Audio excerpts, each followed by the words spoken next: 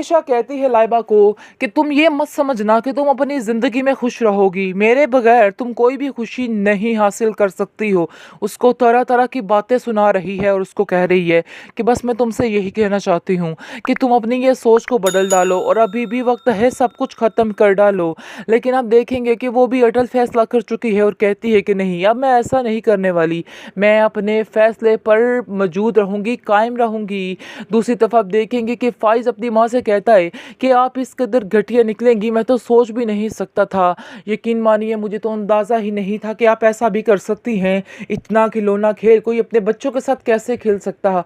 अच्छा हुआ जो रेयान भाई यहाँ से चले गए, क्योंकि उनका भी आप यही हैसियत करती और हमना भाभी आपसे जान छुड़वा कर चली गई। ये तो उनकी खुशकिस्मती थी जो ये सब कुछ हुआ है। खैर आप देखेंगे कि वो उसको काफ़ी तसल्ली तसल्ली दे रही है और कहती है कि बेटा मैंने तुम्हारे हक़ में कोई गलत फ़ैसला नहीं किया, बल्कि जो भी फ़ैसला किया बिल्कुल ठीक किया है। तुम बिल्कुल परेशान मत हो और मेरे ऊपर यकीन रखो। लेकिन कहाँ यकीन करने वाला है फ़ाइज़? फ़ाइज़ को तो हकीकत पता चल चुकी है और वो कहता है कि नहीं, अब मैं आप पे यकीन नहीं करूँगा, किसी हाल में भी यकीन नहीं करूँगा। मुझे अंदाज़ा हो चुका है कि आप जो कह रही हैं झूठ कह रही हैं। आपने हमेशा मेरे साथ झूठ बोला है। अगर आप ये समझ रही हैं कि हरीम इतनी बेइज्जती और इतने ज़लील होने के बाद भी इस घर में आ जाएगी, तो आपकी बहुत बड़ी गलतफ़हमी है। वो कभी भी इस घर में वापस लौट कर नहीं आएगी, क्योंकि आपने जो उसके साथ किया है वो कभी नहीं भूल पाएगी, क्योंकि आपने सुधरने का नाम ही नहीं लिया। आपने वही अपनी ज़िद, वही अपनी हठधर्मी रखी। अगर आप में थोड़ा-सा तब्दीली आती तो ऐसा कभी भी ना होता, सब कुछ ठीक हो जाता। लेकिन कहाँ सुनने वाली है कहकशा, अभी भी उसकी सुई वहीं पर अटकी हुई है और वो अभी भी यही सोच रही है कि सारी दुनिया गलत है, लेकिन एक सिर्फ़ और सिर्फ़ वही औरत ठीक है जो ठीक कर रही है। बाकी वो सबके खिलाफ़ वैसे ही बोल रही है, किसी को अपनी खुशी के मुताबिक नहीं जीने दे रही, सबके बारे में इसी तरह से बातें करके उन सब का जीना इस्तेमाल कर रखा है, जिसकी वजह से बहुत ज़्यादा घर का माहौल डिस्टर्ब हो रहा है। और आप देखेंगे कि लाइबा जो है वो कहती है कि जो मैंने फ़ैसला किया है इस पर ही मैं पक्का रहूँगी, अब मुझे कोई भी इस बात से पीछे नहीं कर सकता। साथ ही होनी चाहिए, क्योंकि मुदस्सिर भी बहुत ज़्यादा खुश है और अपने ख्वाब सजाए बैठा है और उसने दिल से इसको इज़्ज़त देने का सोच लिया है। और आप देखेंगे कि उसकी माँ कहती है कि बेटा जितनी जल्दी हो सके, पता नहीं मेरी ज़िंदगी का तो कोई भरोसा नहीं, लेकिन मैं चाहती हूँ कि तुम अब ये काम कर लो और जितनी जल्दी हो सके इस मामले को निपटा लो और तुम उसकी हरीम की पूरी मदद करो ये सारे काम में। लेकिन आप देखेंगे लग रहा है कि फ़ाइज़ जो है वो कहेगा कि नहीं, कहीं भी आपको कोर्ट कचहरी जाने की ज़रूरत नहीं है। मैं बहुत ज़्यादा शर्मिंदा हूँ और इसकी शर्मिंदगी जो मेरी है वो इसी तरह ख़त्म हो सकती है, क्योंकि तुम मुझे माफ़ तो कर सकती हो, मैं जानता हूँ कि तुम मुझे अपनाओगी नहीं, इसलिए मैंने ये सोच लिया है कि तुम सिर्फ़ और सिर्फ अब मेरी ये बात सुन लो और अपने दिमाग में बिठा लो कि मैं तुम्हें छोड़ दूँगा ताकि तुम अपनी नई ज़िंदगी अच्छे तरीके से शुरू कर सको। इस चीज़ की बेहद टेंशन है मुझे और समझ ही नहीं आ पा रही कि आखिर मैं क्या करूँ। आगे से हरीम कहती है हाँ, अब मैं भी यही चाहती हूँ और मेरा भी यही फ़ैसला है। इसको सुनकर आप देखेंगे कि वो कहता है कि तुम्हारे फ़ैसले का पास रखूँगा और ऐसा ही करूँगा जैसे तुम कहोगी। तुम्हें बिल्कुल भी परेशान होने की ज़रूरत नहीं है और वो ऐसा ही करती है और कहता है कि बस तुम फ़िक्र मत करो, तुम जाकर अपनी ज़िंदगी में खुशियाँ लाने की तैयारी करो और मैं तुम्हारा इस चीज़ में भरपूर साथ देने वाला हूँ। तुम्हें किसी भी तरह कोई भी तरीके से परेशान होने की ज़रूरत नहीं है। बेफ़िक्र हो जाओ, तुम्हें मेरे बारे में कोई भी मसला नहीं होगा, कोई रुकावट हाइल नहीं होगी। यकीन मानो सब ठीक हो जाएगा। जिसको सुनकर हिम कहती है मुझे तुमसे यही तवक्को थी, तुम ऐसा ही करोगे, क्योंकि ये काम दोबारा करना मेरे लिए बेहद मुश्किल होता जा रहा था, इसलिए इसका हल सिर्फ़ और सिर्फ एक और आखिरी यही नज़र आ रहा था मुझे।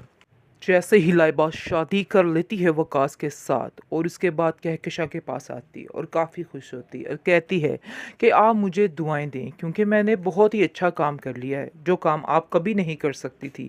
आपने हमारे लिए सारे रास्ते बंद कर दिए हैं, लेकिन मैंने ये फ़ैसला खुद लिया है और अपने बाप की मर्ज़ी से लिया है, इसलिए आप मुझ पर इस तरह से तनकीद नहीं कर सकती। लेकिन जी वो आप देखेंगे कहकशा बहुत रोती है और कहती है कि तुमने मेरे साथ अच्छा नहीं किया, तुमने मेरे साथ बहुत बहुत गलत किया है। मुझे तो यकीन ही नहीं आ रहा कि मेरी बेटी हो के मेरे साथ ऐसा कैसे कर सकती हो।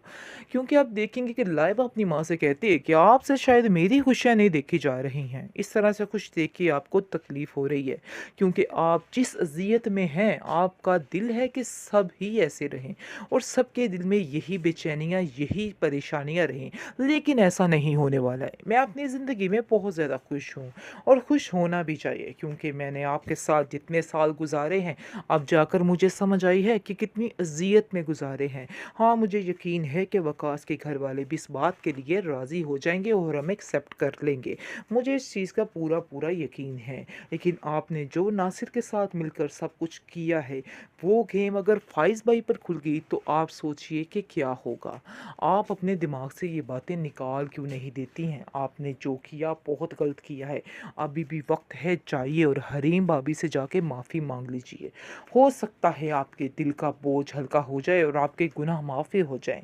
लेकिन मुझे नहीं लगता कि आपको अभी तक किसी बात की कोई समझ आ रही है, क्योंकि अभी भी आप हरीम भाभी के मज़ीद ख़िलाफ़ कर रही हैं और उनका नाम लेना भी पसंद नहीं करी।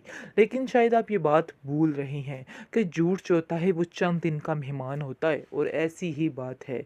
झूठ आपका चंद दिनों का मेहमान है और ये ज़्यादा देर तक नहीं रहने वाला। देख लेना, अनकरीब ही सारी बातें खुलकर सामने आ जाएंगी और सारा सच सामने आ जाएगा, क्या होना है और क्या नहीं होना है। बहुत ज़्यादा तकलीफ़ में आ चुका है मुदस्सिर भी हरीम को देख के, और कहता है कि मुझे तो समझ ही नहीं आ पा रही कि आखिर आप कैसे इन लोगों में गुजारा कर सकती हैं। रोज़ रोज़ की बातें, रोज़ रोज़ के ताने कैसे इन लोगों की सुन लेती हैं।